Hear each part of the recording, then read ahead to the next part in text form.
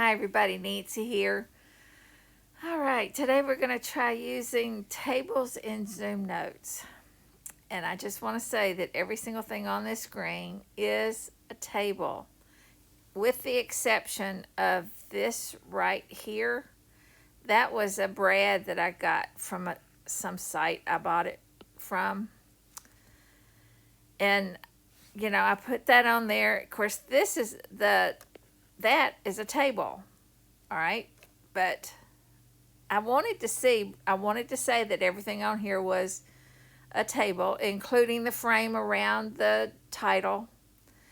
But I had already created this post-it looking to-do list or whatever tracker, and I decided, well, heck, even that could be made using tables. So I decided to try it, and I think it's pretty close. This right here is, well, this right here. When you get zoomed in, you can see what I did, but if I kind of back out, it's harder to tell. But of course, the blue and white stripe is a table that is all columns, that is alternate. There are no rows, just one row and all columns, and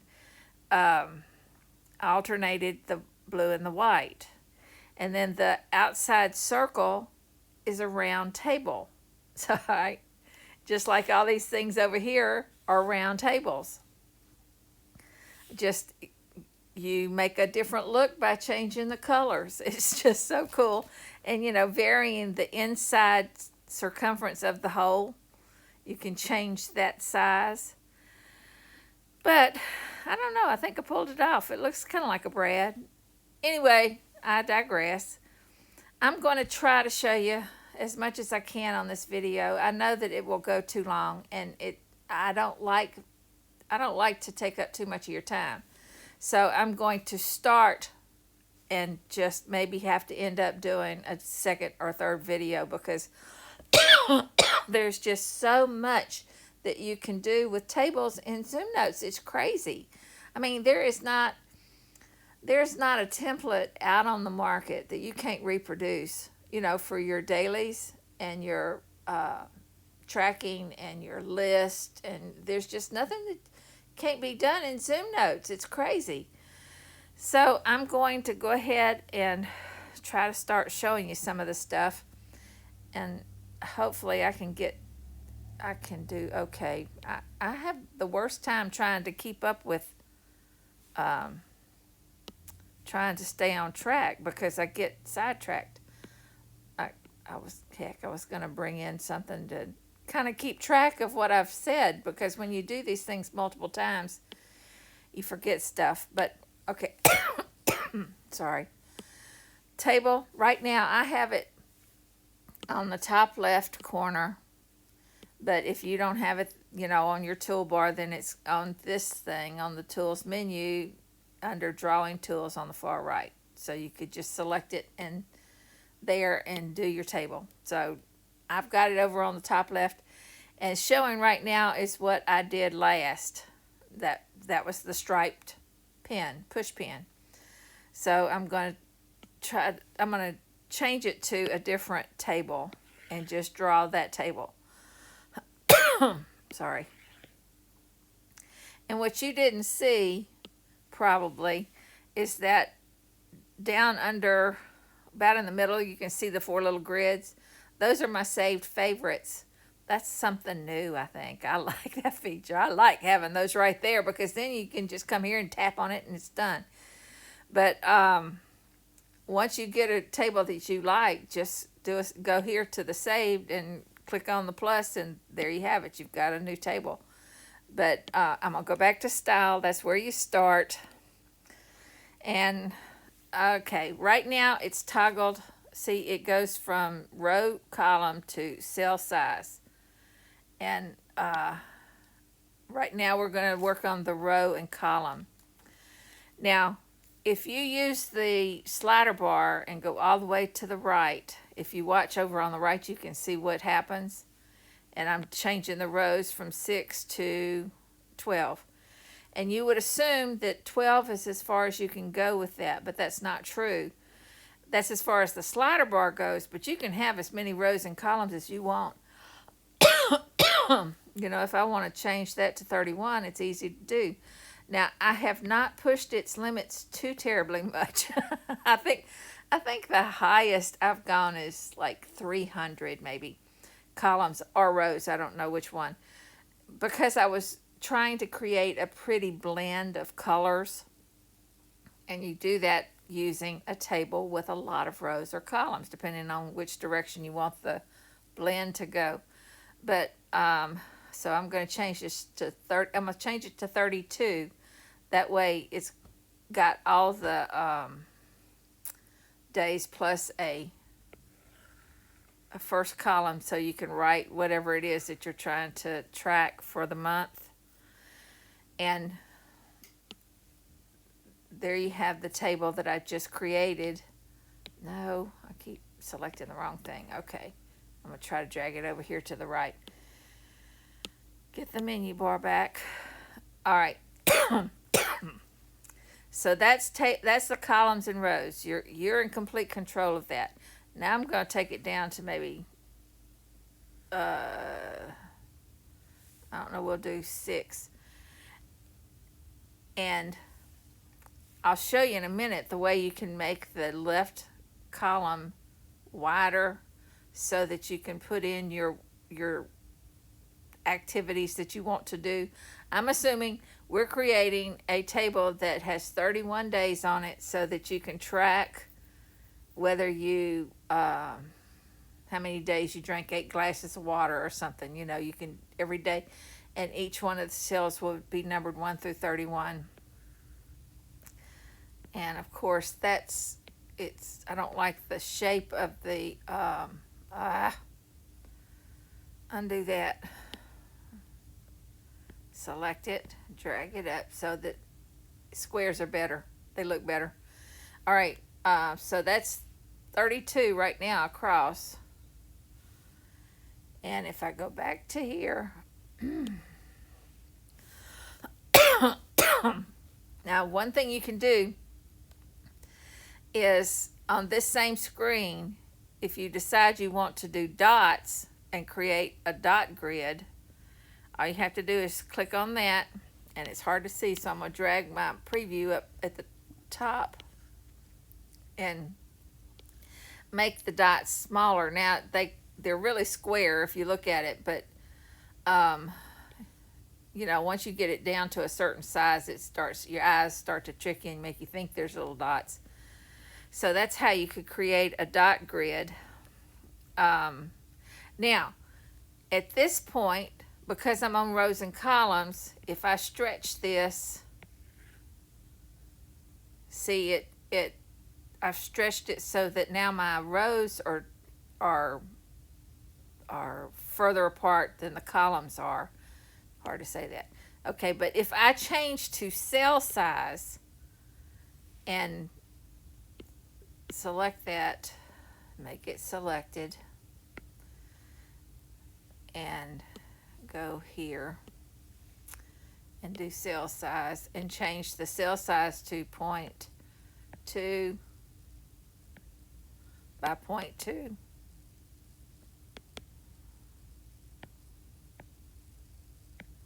And return. See, it fills up the space. Again, let me take it down so that it looks more like a dot grid instead of a bunch of squares. But it will fill up whatever space you have.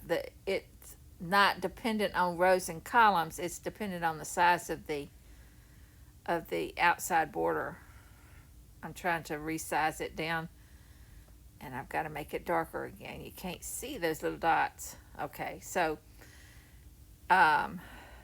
unlike rows and columns, it will keep rows and columns, but if you change it to cell size, then you can keep a grid that no matter what size it is, it's going to fill itself with the same stuff. Okay, now the draw shadow, of course, is the same as it always is everywhere. It's just a drop shadow on the left side.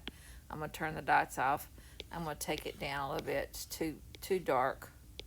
And again, I'm just taking my pen, my Apple Pencil, and dragging it across the preview to make the lines not so heavy. Then, of course, you've got line opacity. It's exactly what you'd expect it to be. You can take it down and so that it's very, very light. Then, here are my favorites underneath the line opacity. Sorry. And I can choose, real quick. I can quickly choose the table that I want. Now, width. Sometimes you might want a 4x4 table to do whatever you want to do. Hit return. And now the size of the table is 4x4. Now, if I go back to rows and columns, select it.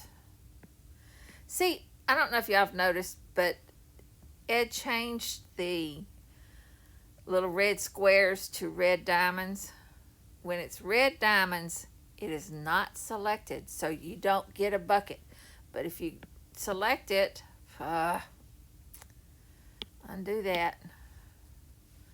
If you get the selection tool and you drag on it and it's selected, see, your squares are square.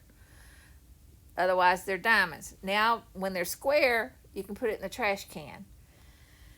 And I guess he thought that would help me, but that still, even though I know the rule is if it's a diamond, it's not selected, I still am having a hard time. Old dog tricks and all that business. But anyway, all right, going back here, it's selected. And if I want to rotate it now, I'm dragging the slider bar on the left side, and I can put it at exactly the right angle that I want it. Now, I still have the option to put my pen on the little turquoise blue square and turn it that way. I'm using my pen. But I can't control the exact angle it's at unless I use this down here, rotation 30%. And I can drag it or I can type it in. Okay, the next option is calendar. And I'm not going to go into that at all.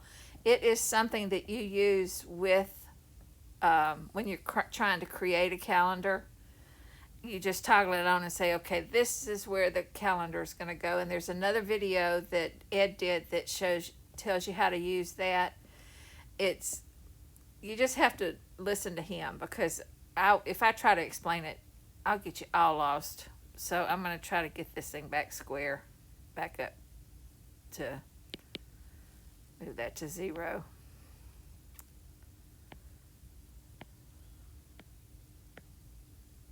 Okay, now it's squared up again. I'm going to turn off drop shadows. Sorry. I think I'm going to go back down to...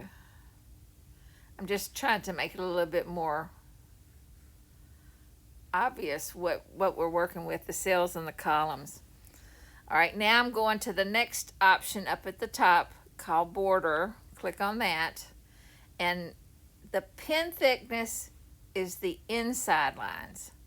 So if I drag to the right, I'm putting my pen on the preview, and that's just like typing in the number under pen thickness. By dragging to the right, the number gets bigger. Okay, but it's just easier for me to do that than try to type that number in. Now the border scale, I'm going to leave the color just a second, but the border scale that's underneath the color, if I drag it to the left, it gets rid of the border altogether. Thanks to Barbara Strong for telling me that. I did not know that. I had never even noticed that border scale. So again, I need to select it.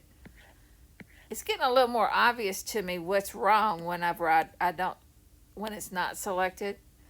Things that I expect to see there aren't there. See, like the border scale had changed back to a different number if it's not selected. And I look here on this thing again, see the border scale is 1.8. Well, I'm looking at it and it's not even there. So I know that, okay, that's not selected. You'd think it would be obvious, but it's not to me. Okay. All right.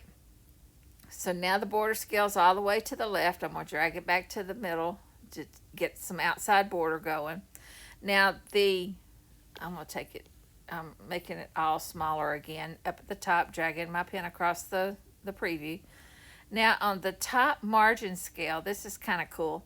If I drag it all the way to the right, that top row gets a thicker line at the bottom. And then if I drag all the way up to the right, you get that sidebar, which currently that doesn't look that great. But when you trying to create, a wider column on the left, it just looks good. I'll show you what I'm talking about in a second.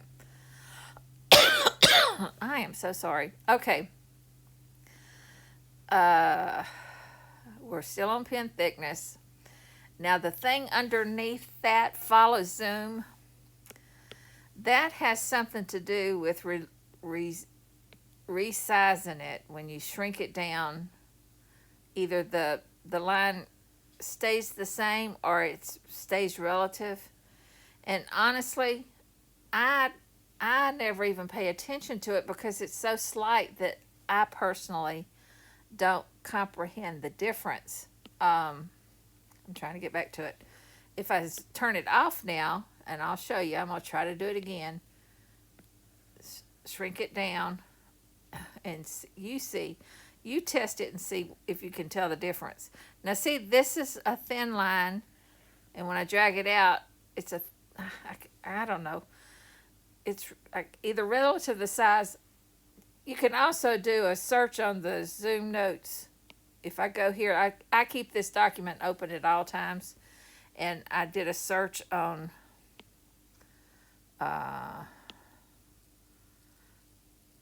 what was that called? Follow Zoom.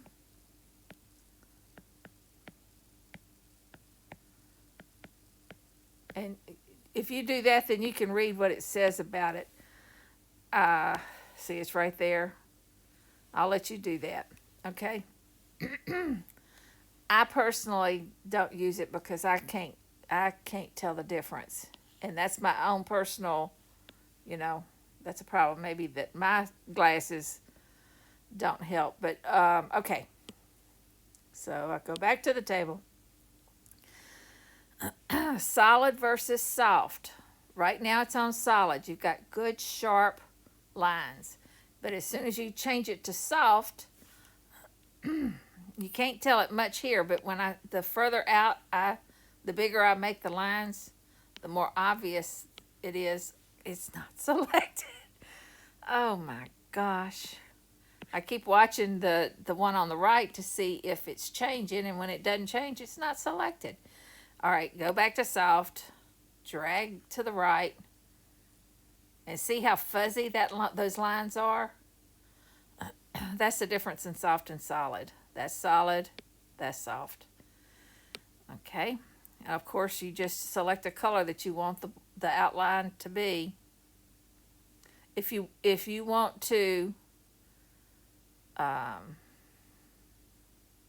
use the border as like an invisible line, you could take it to white, and of course I don't want to do that yet because if the fill was there, the white behind the white border makes a good little divider thing. Let me go ahead and do that. I'm going to turn fill on, and the fill is going to be, I'm just going to do a green fill. Now if I go back to border and make it white, see what I'm talking about? It just makes neat little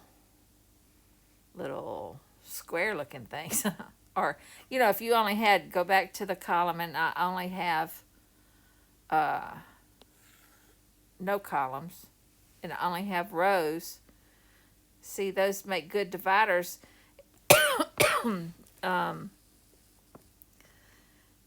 The top one's too thick. I could take that back down, but you see planners that have the what looks like boxes. That's what this looks like to me. Okay, so I go back to fill.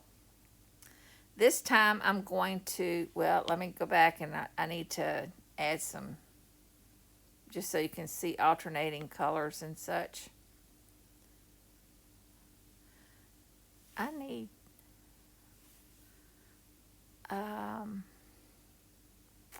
trying to decide about that. I think I'm going to go to border and take these scales back down to normal, because they're kind of distracting whenever they're a different size and you're doing stuff that's not necessary. So I'm going to go back to fill now, and I'm going to say I want to use a palette. And I go here, and one thing you need to know is you need to change it. See, you can see what's going on now.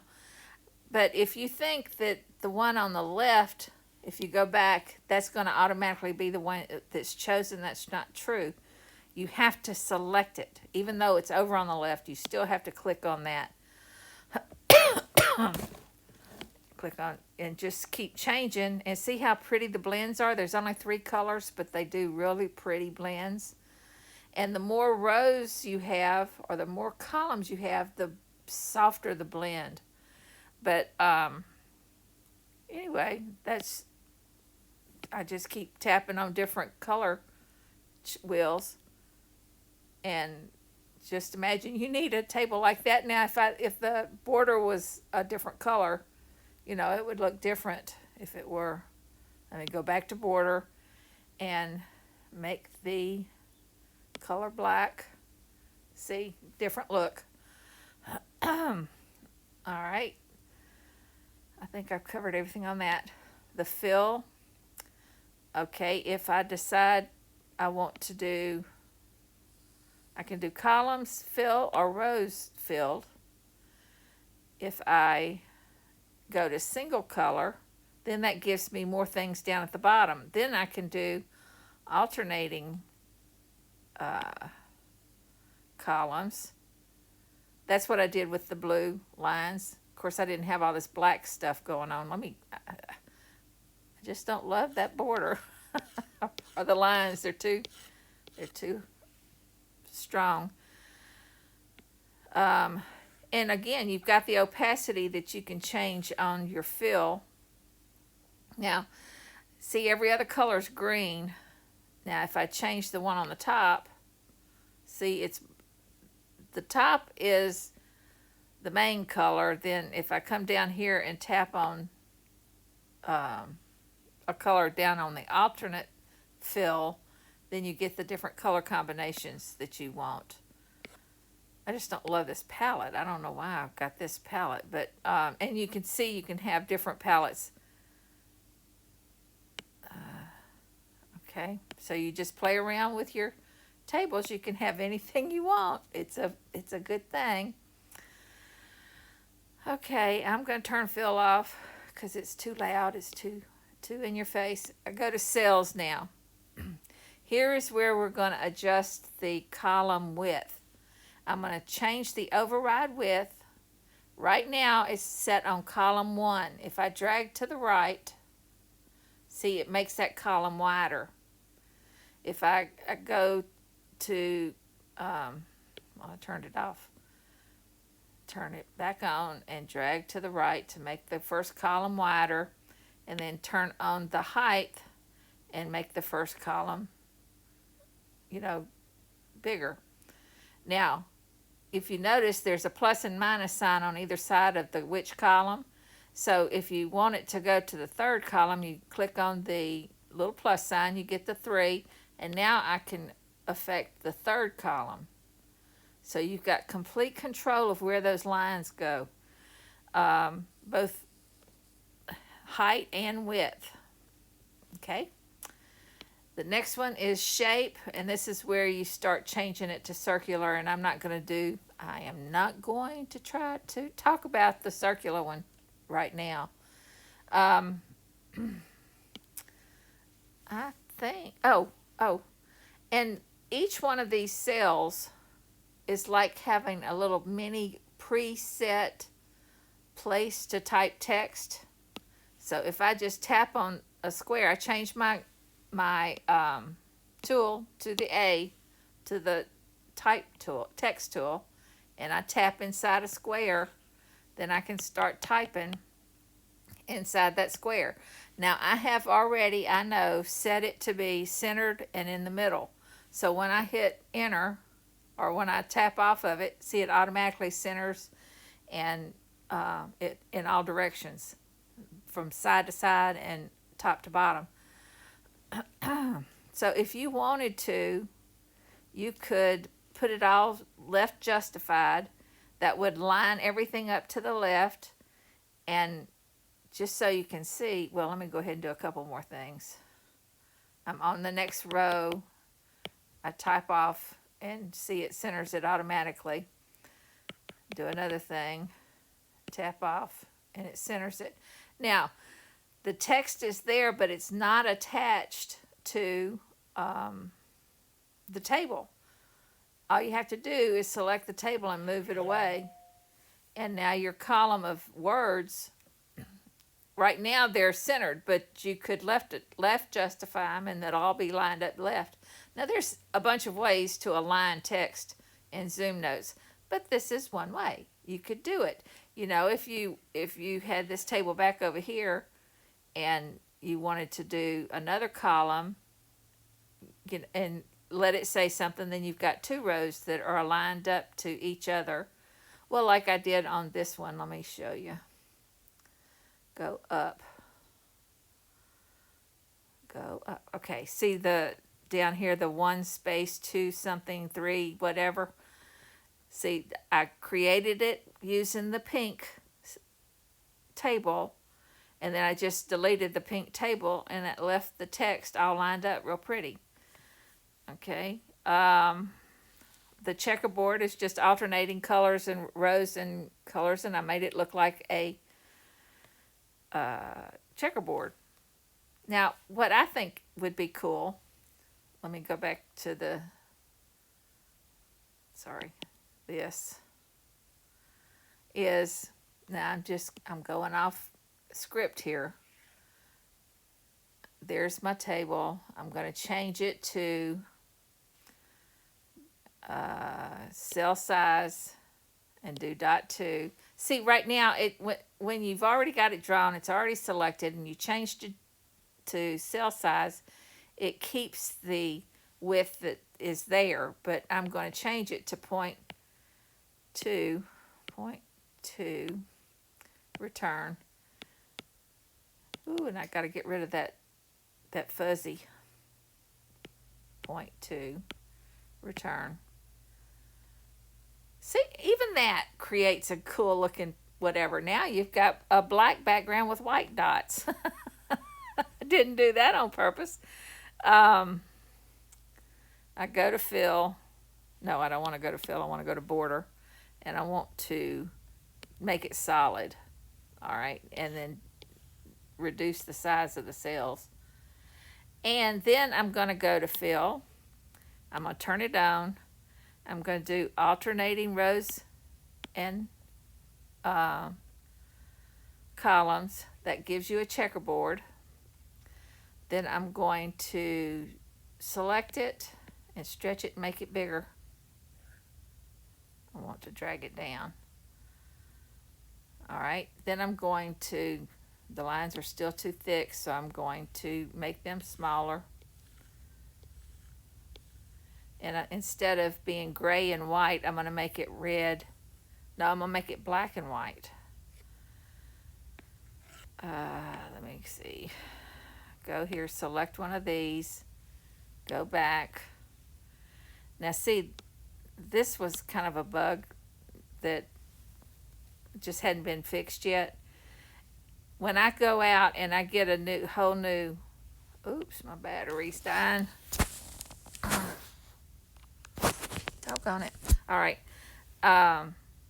If I select another one, I'm going to go to that purple and green, and I go back. See, it's still green and black, but it's weird. All I have to do is touch any one of the top choices, style, border, whatever. Just do that and then go back, and it changes it to what it needs to be. So until he gets that fixed, that's the workaround. But again, I want to make it black, so I need to get this one that's got a black on it. Go back, nothing changed. Change it, and then go back to fill and do black. Okay, now I've got a checkerboard. Well, if I go to, I could do either a table or a polygon, and just do a square, do not symmetrical. I want the fill to be white, and I want a black border. Add border. Now if I draw that polygon on top of my table,